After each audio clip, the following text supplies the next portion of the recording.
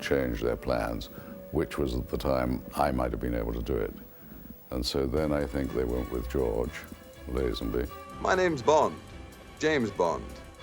In 1972, Roger Moore is finally signed as 007. His first film, Live and Let Die, establishes him in the role. Worldwide, audiences and critics alike respond enthusiastically to the new Bond. Anxious to capitalize on their success, the studio asked producers Albert R. Broccoli and Harry Saltzman to immediately begin production of the next 007 epic, the long-delayed filming of The Man with the Golden Gun.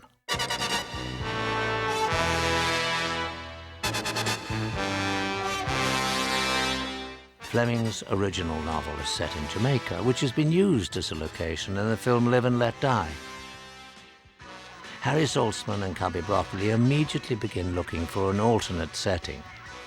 The way of making a Bond was to think of the most exotic places you could portray on the screen. We originally were thinking about shooting Man with a Golden Gun in Iran. Well, we looked in Beirut because the story was much more based in Beirut and there was nothing.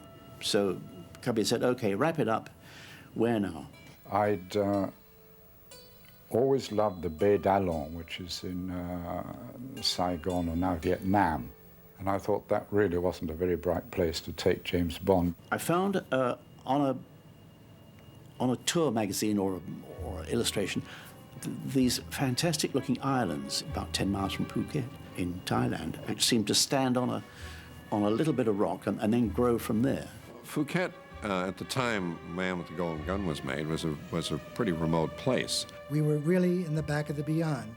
It was perfect. It was in front of an island. It had all, I could just alter the script in a few to fit it all in. It was perfect. The location for the picture was to be Thailand and Hong Kong. I started writing, and they sent for me to come over to Hong Kong. Soon Mankiewicz finds himself in Thailand, where he meets up with co-producer Harry Saltzman.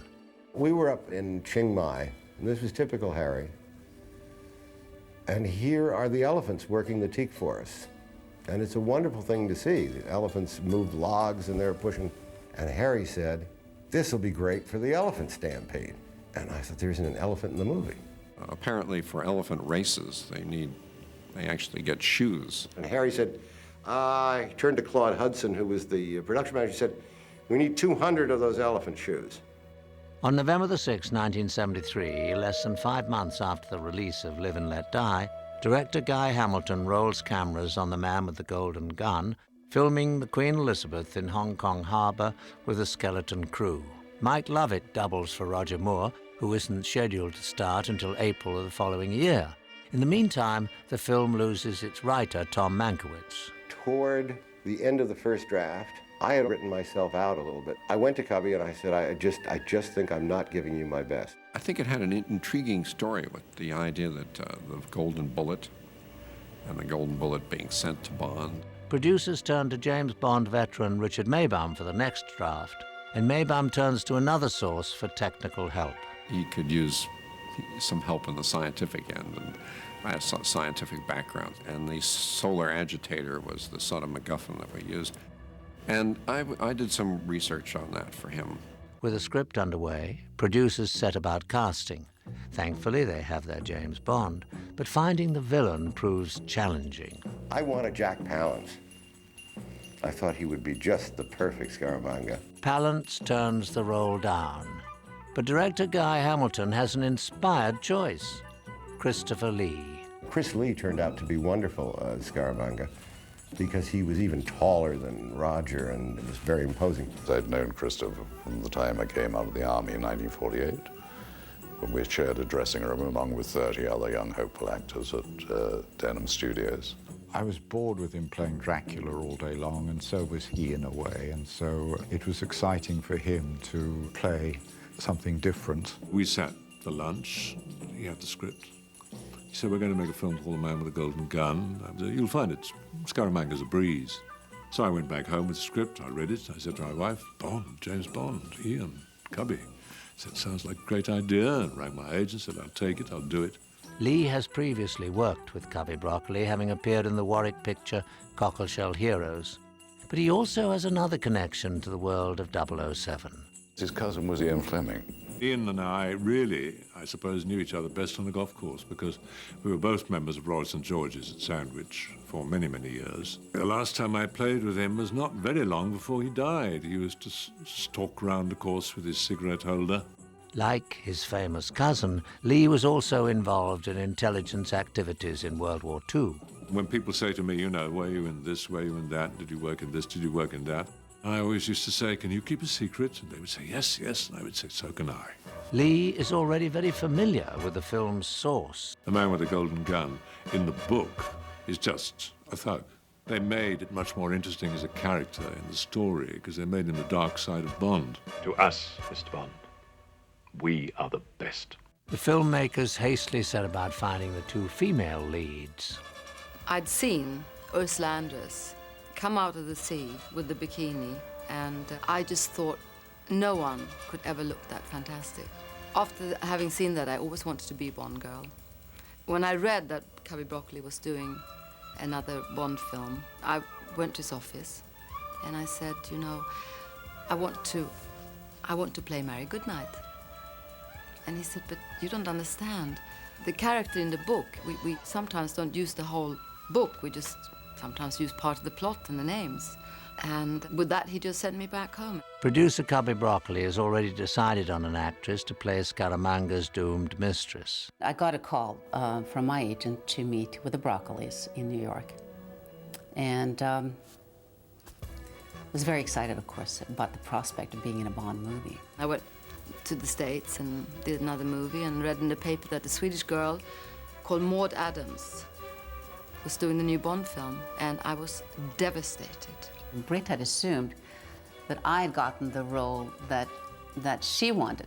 And she said, I really hated you in the beginning. As we know, she played the villain's girlfriend, and I came back to London. Cubby called me up and he said, here you are, and he put the manuscript in my lap. And it was like a dream come true. A couple of Swedes. I was even able to talk to them from time to time in their own language. He speaks all those languages. He has one of those photographic minds. As casting proceeds and a start date nears, Tom Mankiewicz returns to do more work on the script. And they came to me and said, would you rewrite Dick Maybaum's rewrite of your rewrite? The one-liners that you remember or I remember in Bond. Tom came up with some really good ones. I'm now aiming precisely at your groin. So speak or forever hold your peace. The final script provides Bond with a new ally. My agent asked me if I would like to be in a James Bond picture.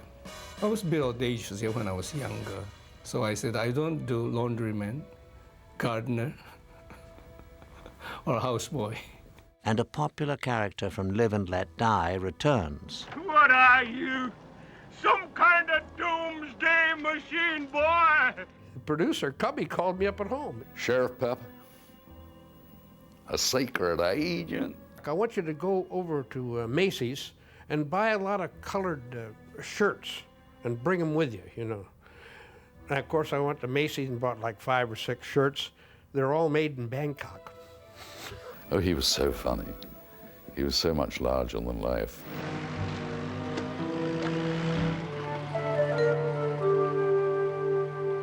One role still remains to be cast. Bonjour, Monsieur Bond.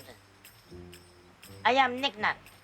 Knick-Knack in my script was called Demitasse. To play the henchman opposite 6'4" Christopher Lee, producers choose a 3'9" French painter turned actor. I call him Merve Vichychois. He was the sweetest little guy. Hervé Villechaize was a great character.